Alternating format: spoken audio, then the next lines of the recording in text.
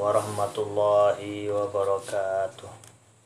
Alhamdulillahirabbil alamin. Wassalatu wassalamu ala asyrafil anbiya'i wal mursalin sayyidina wa maulana Muhammadin wa ala alihi washabihi ajmain. Amma ba'd.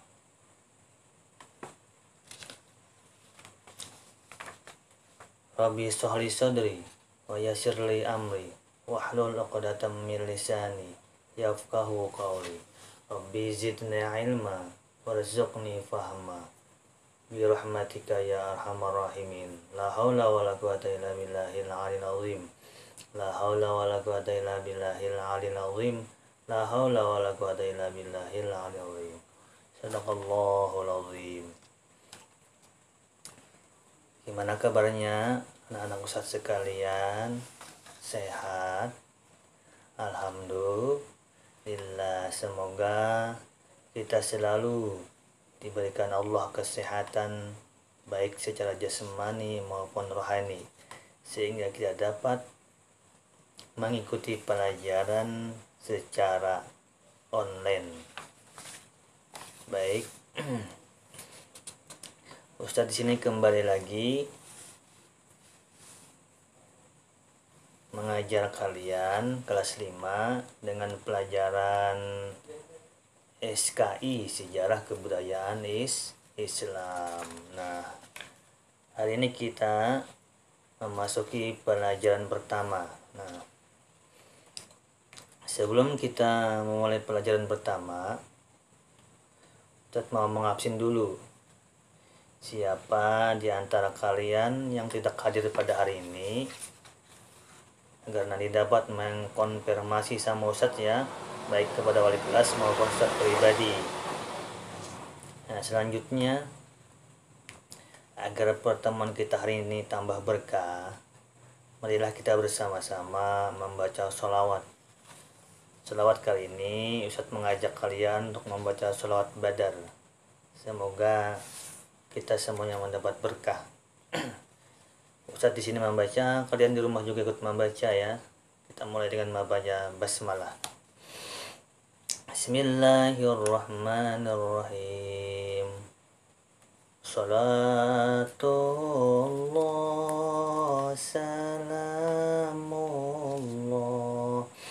ala taha rasulillah. Salatullah salamullah ala yasin habibillah. Tawassalna bismillah. Ayo semuanya. Wabil hadi rasulillah wa kulli mujahidin lillah bi ahlil badri ya Allah. Salatullah salamullah ala taha rasulillah. Salatullah salamullah ala yasin habibillah. Oke. Sambil praktek Ustaz. Semoga dengan berkat membaca salawat, kita semuanya dosa kita diampuni Allah, dosa kedua orang tua kita, dosa seluruh keluarga kita, jiran-jiran kita, tetangga-tetangga kita, dan dosa kaum muslimin dan muslimat, dan semoga kita dimasukkan Allah ke dalam surganya bighairi hisab dengan berkat Rasulullah SAW. Amin. Baik, selanjutnya kita memasuki pelajaran pertama, yakni keperwiraan Nabi Muhammad SAW. Nah,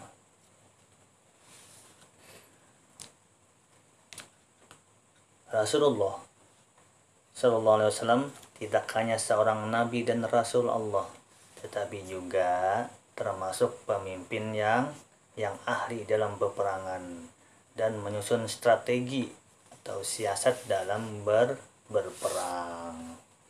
Bahkan pemimpin yang bijaksana. Nah, Rasulullah juga seorang pemimpin yang bijaksana kepada kaumnya. Terus, menurut ahli sejarah, Nabi Muhammad pernah mengikuti peperangan sebanyak berapa kali? 27 kali. Dan selalu memimpin dengan bijaksana.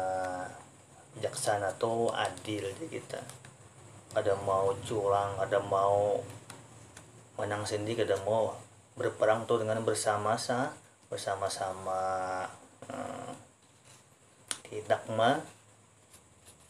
Tidak memandang satu dan lainnya.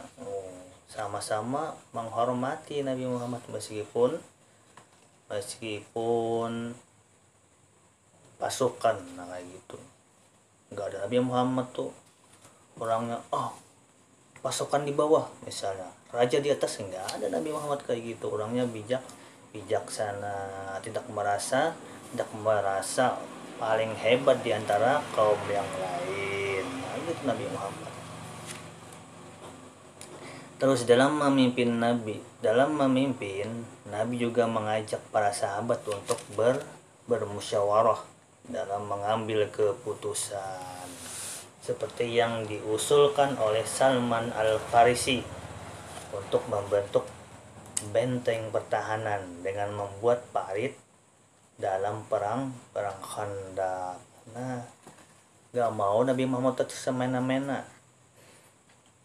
Mandang-mandang kita pemimpin misalnya, seenaknya Nabi Muhammad mengatur strategi rencana. Nggak ada Nabi Muhammad. Dengan kompromi, bermusyawarah dulu Nabi Muhammad kepada para sahabat dan pasukan, minta usul. Nah, kita minta pendapat, apakah ini baik dikerjakan atau tidak. Nah, kayak gitu sifat Nabi Muhammad. Nggak ada mentang-mentang misalnya raja seenaknya, nggak ada. Makanya Nabi Muhammad tuh adil, bijaksana meskipun seorang pemimpin. Nah, kayak gitu juga kita. Contoh kita ini contoh di kelas nih, contoh sedikit. Jangan mentang-mentang misalnya pintar di kelas, jangan mentang misalnya paling ganteng, paling cantik. Ini merasa yang paling hebat, merasa yang paling cantik, merasa yang paling ganteng. Jangan, tidak boleh. Itu termasuk sifat yang takabur. Tidak boleh, jangan dilakukan. Nabi Muhammad tidak suka seperti itu. Ingat, ini misalnya mentang-mentang cantik, mentang-mentang pintar, seenaknya di kelas, kamu ini katanya tinggi saya peringkat daripada kamu. Wah, bisa sombong, nggak boleh. Terlihat Nabi Muhammad tuh sudah seorang raja, nggak mau seenaknya memerintah. Nabi Muhammad tentu dengan bermusyawarah. Nah, terus lanjut, nanti ada jawaban di pelajaran nanti.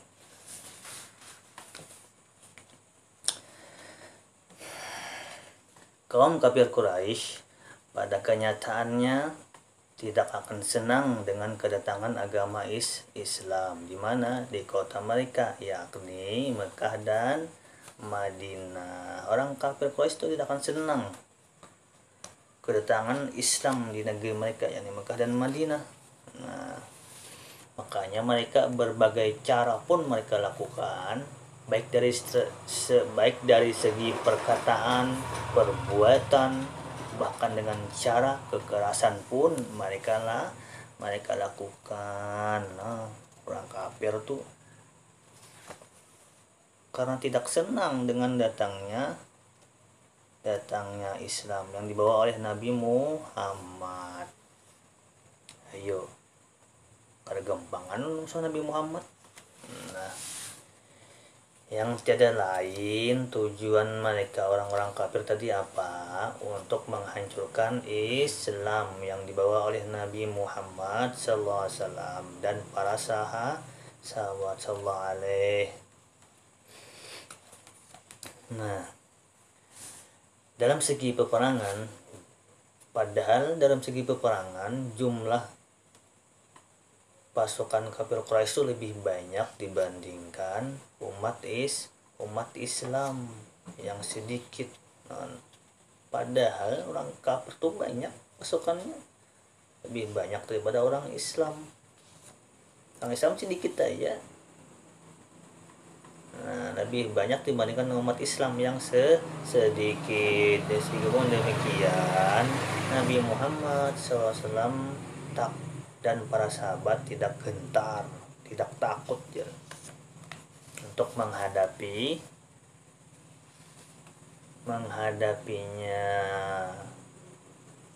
meskipun nyawa taruhannya demi membela Islam. Makanya zaman dulu tuh kalau mati dalam berperang, mati syahid.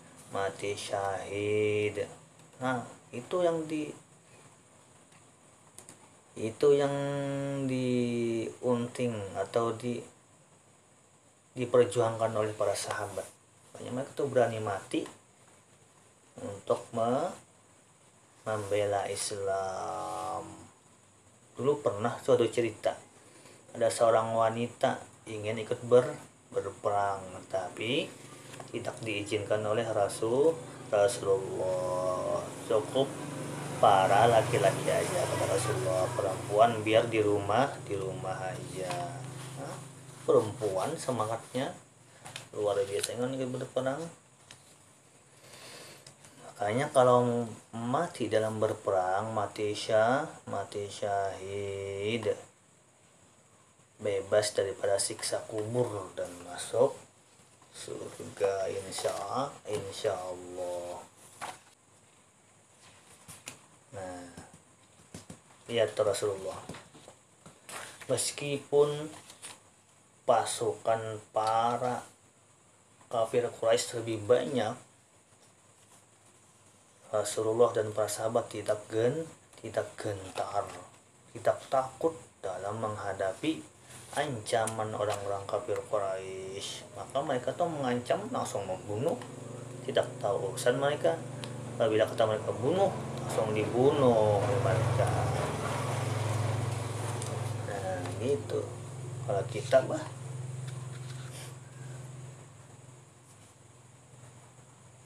sedikit aja takut sama digelap ini apa, misalnya WC aja misalnya gelap, takut sudah. Nah, itu kalau kita, apalagi Ustadz, kita juga penakut orangnya. Terus lanjut, menghadapi permusuhan kaum kafir Quraisy. Nih lihat,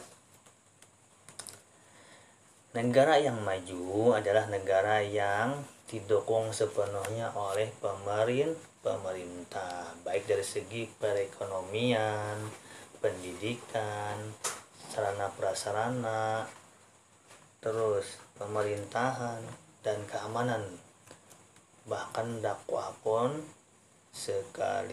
sekalipun. Nah, tanda-tanda negara yang makmur, negara yang maju tuh tentunya pemerintahnya mendukung, baik dari segi perekonomian, perdagangan, pendidikan, dan lain sebagainya. Nah, itu demikian juga yang dicontohkan oleh siapa? Nabi kita, Nabi Muhammad. Nah, Nabi Muhammad memberi perhatian khusus terhadap pemerintah dan keamanan. Nah, Nabi Muhammad, ya kalau kata saya tadi, meskipun beliau nabi, meskipun beliau pemimpin, tidak seenaknya Nabi Muhammad memberi aturan, memberi perintah. Bahkan Nabi Muhammad tuh dalam segi perekonomian dan dari segi pemerintahan dan keamanan, Nabi Muhammad juga ikut berpartisipasi dalam pertahanan, dalam pemerintahan, gimana agar pemerintah ini lebih maju begitu. Pada intinya Nabi Muhammad SAW menyampaikan dakwah kepada umat. Beliau juga seorang pemimpin yang harus bersifat adil kepada bawahannya. Nah, padahal Nabi Muhammad itu tugasnya berdakwah. Selain berdakwah, Nabi Muhammad juga seorang pemimpin. Tentunya pemimpinnya ini harus adil kepada bawahannya, kepada rakyatnya harus adil. Makanya kalau seorang pemimpin tuh harus adil. Gitu juga di rumah. Kalau dia di rumah, kita juga harus adil. Jangan misalnya seorang kakak mau ngasih adiknya nih, seorang kakak dia punya adik 5 misalnya, dia itu seorang kakak misalnya, setamat nih seorang kakak ada punya adik misalnya setamat nih 5. Nah, maka Ustadz Ahmad ini harus adil kepada adiknya yang 5 ini nih. Nah, jangan misalnya satu dikasih permen 1, yang 2 dikasih permen 2, yang 3 dikasih permen. Jangan. Kalau misalnya 1 aja semuanya, kalau 5 aja semuanya, kalau 3 aja semuanya. Itulah bersifat adil gitu. Nah, lanjut. Nah, kita ingat bahwa awal kedatangan Nabi Sallallahu Alaihi Wasallam ke Madinah dengan membangun masjid, karena masjid merupakan sebagai tempat ibadah, juga sebagai pusat pendidikan dan pengajaran. Nah, banyak manfaatnya masjid nih. Sebagai Nabi Muhammad datang ke Madinah untuk berdakwah, paling utama yang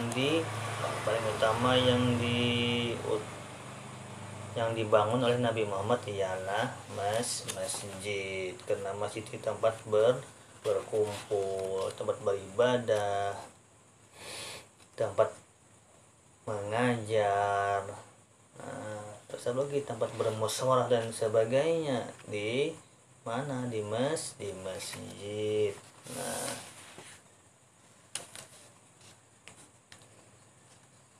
makanya banyak manfaatnya masjid tuh. Dan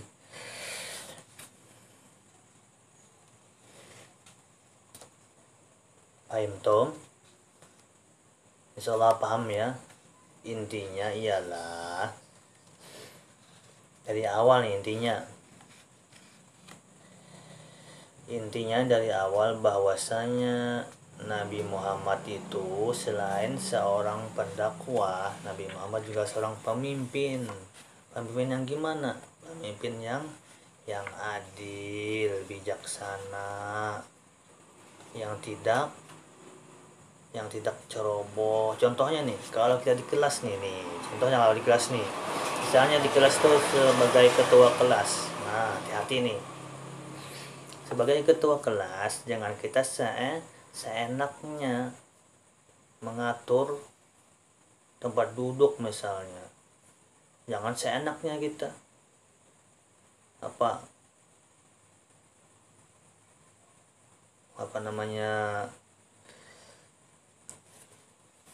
memberikan perintah. Jangan.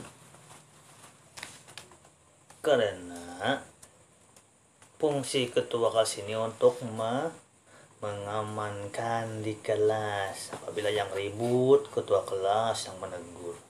Apabila ada yang berkelahi, ketua kelas yang menegur. Apabila yang ada macam-macam, ketua kelas yang bertindak, yang menegurnya. Jangan ketua kelas yang mengajak teman yang lain untuk berantem jangan, tidak boleh. Ikut kelas seenaknya.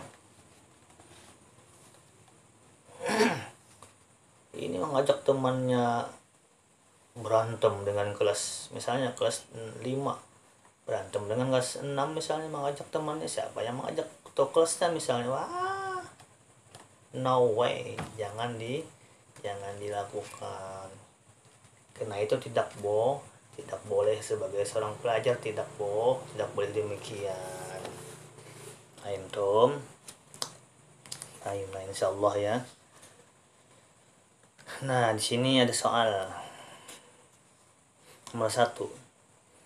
Coba kalian jelaskan kembali apa manfaatnya sebuah masjid yang pertama kali dibangun Rasulullah SAW datang ke Madinah. Baca aja di bukunya, insyaallah ada aja jawabannya. Jangan sembarangan jawab, sesuaikan dengan ada yang di buku. Nomor 2, jelaskan menurut pendapat kalian bagaimana seorang pelajar menghadapi permusuhan dari temannya. Nah, apa yang harus dilakukan? Nah, misalnya kita ini dimusuhi teman, apa yang harus kita lakukan? Misalnya kita dimusuhi teman. Nah, gimana caranya agar teman itu rujuk lagi sama kita? Nah, agar teman itu tak marah lagi sama kita, gimana caranya? Nah, di soal nomor 2 itu sengaja Ustadz buat untuk melihat daya pikir kalian. Gimana kalian menanggapinya? Apakah misalnya nih, jelaskan menurut pendapat kalian bagaimana seorang pelajar menghadapi permusuhan dari temannya. Apa yang harus dilakukan? Jawabannya apa? Menangis? Jangan menangis juga lah, lebay kalau menangis. Terus apa lagi? Melempar dengan sendal? Apa yang dilakukan? Nah, gitu, insyaallah paham aja, insyaallah tuh. Misalnya kita dimusuhi teman, apa yang harus kita lakukan? Terjun dari atas loteng misalnya? Jangan melakukan yang konyol. Paham ya, insyaallah ya. Nanti soalnya difoto kemudian dikirim lewat WA Ustadz pribadi seperti biasa, seperti Quran hadis yang demikian tuh. Nah, ini Ustadz nilai. Cukup sekian pertemuan kita pada hari ini. Ustadz salah hilap mohon maaf. Apabila Ustadz ada salah dalam kata-kata maupun ucapan, sekali lagi mohon maaf. Kalau ada jarum yang patah, jangan disimpan di dalam peti. Kalau ada kata-kata Ustadz yang salah, jangan disimpan di dalam hati. Kalau ada sumur di ladang, boleh kita menumpang mandi. Kalau ada umur yang panjang, boleh kita ketemu lagi di pelajaran berikutnya. Akhir kalam, assalamualaikum warahmatullahi wabarakatuh.